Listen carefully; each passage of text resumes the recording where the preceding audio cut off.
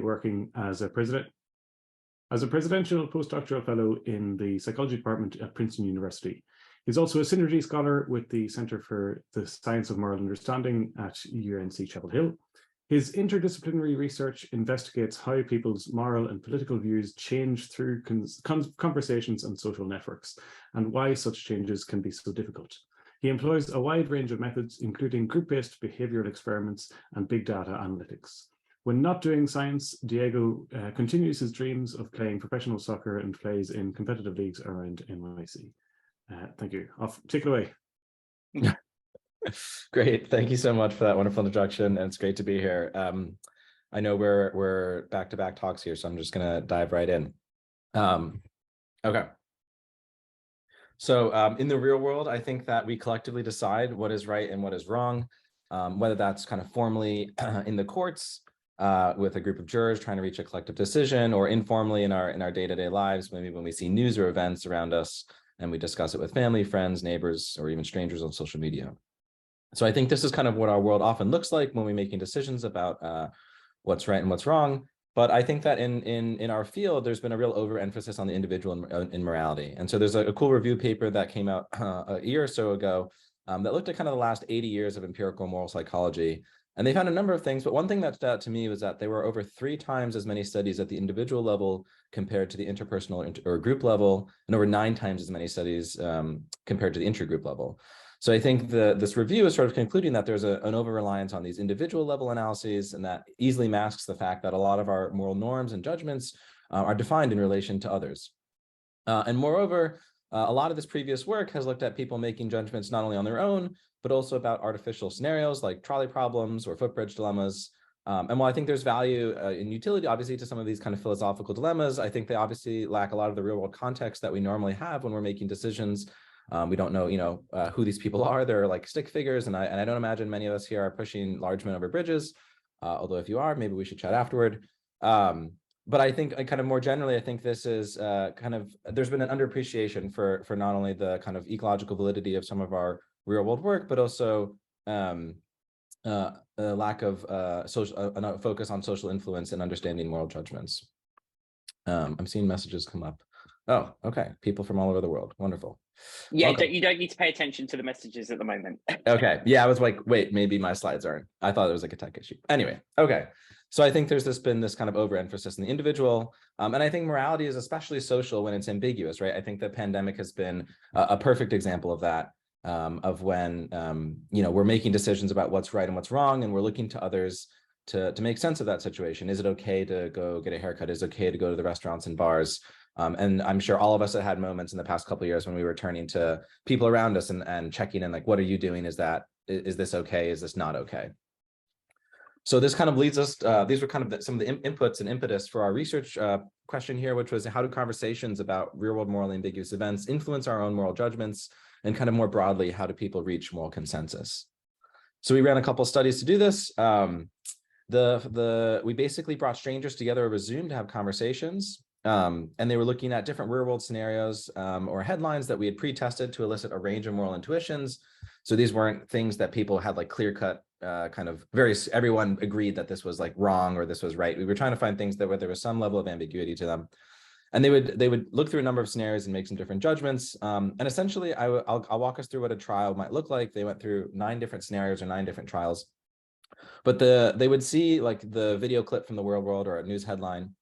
And then they would make a time 1 set of ratings that were private, right? So they were just on their own making a moral judgment, how certain they were of their judgment, and how much they moralized this scenario. So this was what we'll call like a T1, time 1 set of ratings. These were private ratings that they each made. And then after that, we had them have a conversation about the scenario. They exchanged kind of what they thought. And actually, in this first study, we had them reach a mutual judgment. So there was like a shared slider that they could both move on the screen. And they would reach this mutual judgment at the end of their conversation.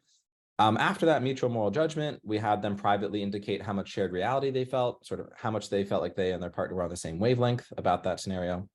Again, that was a private rating. And then after the conversation, we had a time 2 set of ratings that were sort of identical in nature to time 1. So we essentially have this kind of pre and post conversation set of ratings. Again, they're indicating in their moral judgment about that scenario, again, privately, and so on and so forth. And then actually we gave people a second look afterward Maybe the conversation changed the way they were approaching it. Maybe they missed something the first time. So we give people a second look, and then we actually collect a time 3 set of ratings, which we'll call T3. So we can call that, T3 or post-second viewing. So that's kind of how one trial looked, and they would do this for like 9 different scenarios, like 9 different trials in study 1. Okay. So let's dive into some key results. So first, we can ask a general question of, do people's moral views change at all, right? We know when people moralize things, they're often very entrenched and stubborn to shift the views around, especially in these polarized times. So we can look kind of generally here at just the absolute change from their private rating at time 1 to your private rating at time 2. And like, is anything moving? Like, did you change at all as a result of this conversation? And what we can see here is that people's moral judgments were shifting significantly more than 0 from time 1 to time 2. In fact, people had a change of heart 12% of the times, where they were on one side of the scale before the conversation and on the other side of the scale after the conversation. And they shifted substantially, which I'm subjectively calling 25 points or more on a 100-point scale. I think that's pretty notable, 13% of the time. So people aren't changing wholesale, right? I don't think we would expect people's moral judgments to be flying all over the place. But what's interesting here is that people are shifting significantly and sometimes quite a bit. Of course, that just says whether people were like moving in general, but that doesn't say anything about like how people's moral judgments were shifting. So here we can ask, do moral views align or polarize with their partner? So on the x-axis, I can plot person A's judgment, and on the y, I can plot person B's, and we can see how similar or associated those judgments are over time. So pre-conversation, we can see that the people's judgments aren't really that related. There's like a slight positive association, but essentially what I think at time 1 isn't that correlated necessarily with what my partner thinks at time 1, right? And then we can look at what happens after the conversation, and we see this really striking alignment of moral views, right? This is a huge effect, the coefficient is jumping up to like 0.7. And what's interesting is this actually persists at time 3 after they've had a second look at the stimulus, right? So after this conversation seems to really be driving an alignment in their judgments. So then we wondered, okay, well, what's predicting this moral alignment? And one thing we thought was, well, maybe if you have the same demographics as someone else, like you're from the same political party, or you're from this, same race or sex or something like that, that like maybe you approach the world in a similar way. And so when you look at these kind of morally ambiguous scenarios, you have conversations about them, and it's easier to reach alignment because you just kind of have a similar worldview. So we looked at that, and we actually don't find any evidence that shared demographics predicts moral alignment, right? And this is kind of consistent with the idea that sharing a reality and really being on the same page as someone goes above and beyond just kind of observable shared characteristics. And then we can also look not only at that, but we can look at predicting moral alignment from what I'll call like rigidity factors and like conversation factors. So we can look at like, how certain were you at time 1? How extreme was your judgment at time 1? How much did you moralize? These might be like indicators that you're kind of rigid in your judgment. You're not likely to change, right? If you're really certain of your judgment at time 1, maybe you're not really wiggleable afterwards. So we can add some of those rigidity factors to a model. We can also add some conversation factors, sort of like, well, how much did you move from your time 1 judgment to like the mutual judgment that you made during the conversation? And what we see here is that there's a number of factors that do predict moral alignment. One is what is sort of how much on average the dyad was moving from their time 1 judgment to their mutual judgment. So people who moved more seem to be more predictive of morally aligning with their partner. We also see some things like discrepancy in degree of change, right? So if one partner changed a lot, but the other didn't. So this might be indicative of like someone's very convincing. So one partner convinces the other person to come to their side. So these are some factors that we find predicting more alignment.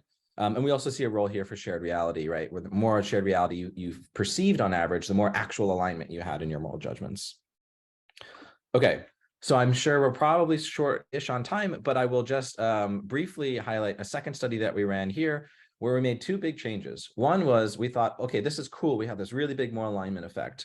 Let's try and break it. And one thing we wondered is maybe this moral alignment effect is arising because we had people make this mutual judgment. We sort of like were biasing people to like agree anyway, because we like literally were having them make this mutual judgment where they kind of had to have the same rating. It doesn't necessarily, we weren't saying that their private judgments had to be the same, but like maybe this mutual judgment was pretty influential in that. So in our second study, we removed the mutual judgment. And we basically just said, look, you look at the scenario, you make a judgment about it, have a conversation with your partner. You don't have to do anything. You just talk to them, and then you go on about your way. You can make your other private judgments.